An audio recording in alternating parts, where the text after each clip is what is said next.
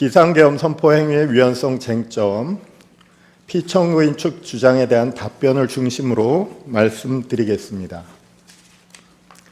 피청구인의 비상계엄 선포 행위는 헌법상 요건과 절차를 전혀 갖추지 않은 위헌적인 비상계엄 선포 행위였습니다. 그럼에도 피청구인 측은 정당한 비상계엄 선포였다고 주장하고 있습니다. 첫 번째, 야당의 입법 독재 주장이며, 두 번째, 부정선거 주장이며, 세 번째, 아무런 피해 없는 계엄 주장입니다.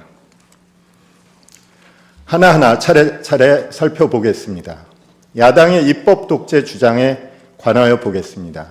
피청구인은 야당의 반복적인 탄핵소추 등으로 인해서 국가 비상사태가 발생했다고 주장하고 있습니다. 여야의 대립 속에서도 타협과 양보를 만들어내는 것이 대의민주주의며 정당민주주의입니다. 하지만 피청구인은 독선과 일방의 정치를 시행하였습니다. 야당과의 대화를 일관되게 거부했습니다. 마침내 22대 국회의원 선거 결과 여소야대의 국회가 구성되었습니다. 이것은 피청구인의 독선과 불통의 정치에 대한 국민들의 심판이었습니다. 하지만 이 이후에도 일방의 정치는 계속되었습니다. 25건의 법률안 거부권을 행사하는 과정에서 협상과 타협은 존재하지 않았습니다. 야당이 자행했다는 입법 독재의 실제 모습을 보겠습니다. 우선 예산 삭감입니다. 올해 정부 예산 총액 대비 0.6%에 불과한 액수가 감액되었습니다. 이로 인해서 문제가 생긴다면 추가 경정 예산의 방법도 있습니다. 어떤 경우에도 국정마비라고 할 수는 없습니다. 두 번째, 입법 방해입니다. 입법은 대통령이 하는 것이 아니라 국회가 하는 것입니다. 여소야대 국회라면 야당의 협력을 얻는 것이 가장 기본적인 전제입니다. 하지만 대통령은 일방적으로 요구했습니다. 입법 방해 주장은 자신이 원하는 내용의 입법을 원하는 시기에 하지 않았다는 비난에 다름 아닙니다. 탄핵소추입니다.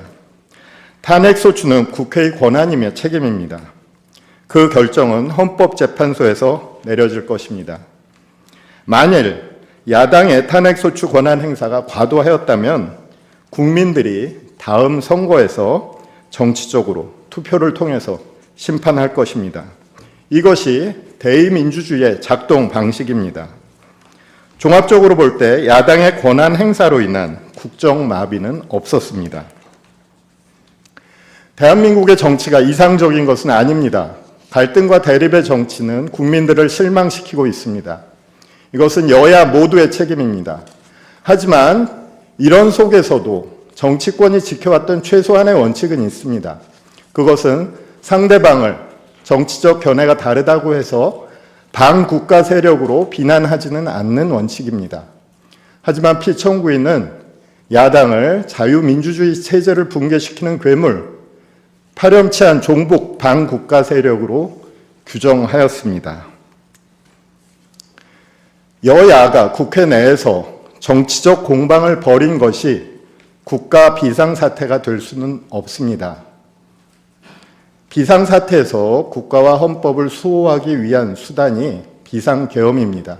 하지만 피청구인은 이 수단을 정치적 상대를 제압하기 위한 수단으로 악용하였습니다. 이것은 자유민주주의 기본 질서를 부정하는 헌정 파괴 행위입니다. 결국 야당의 입법 독재로 인한 국가 비상사태 주장은 허구이며 대의민주주의 원칙에 위반되는 잘못된 주장입니다. 다음으로 선거 부정 주장에 관해서 보겠습니다. 피청구인은 대규모 선거 부정 등에 의한 의혹 때문에 비상계엄을 선포했다고 주장하고 있습니다.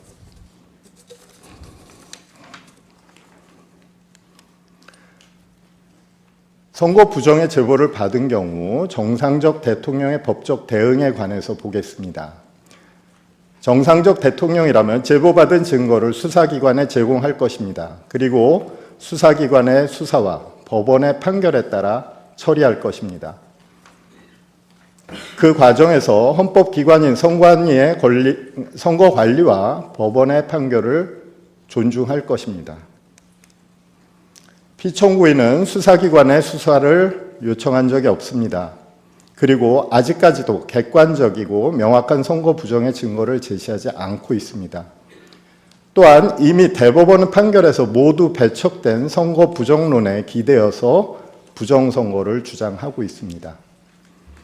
또한 국정원에서 선거관리위원회 시스템을 점검했고 그 지적사항이 보완되었음에도 아직까지도 선관위 시스템에 대한 의혹을 제기하고 있습니다. 그리고 마침내 계엄을 선포했고 계엄군의 선관위 투입을 지시했습니다. 피청구인은 대통령입니다.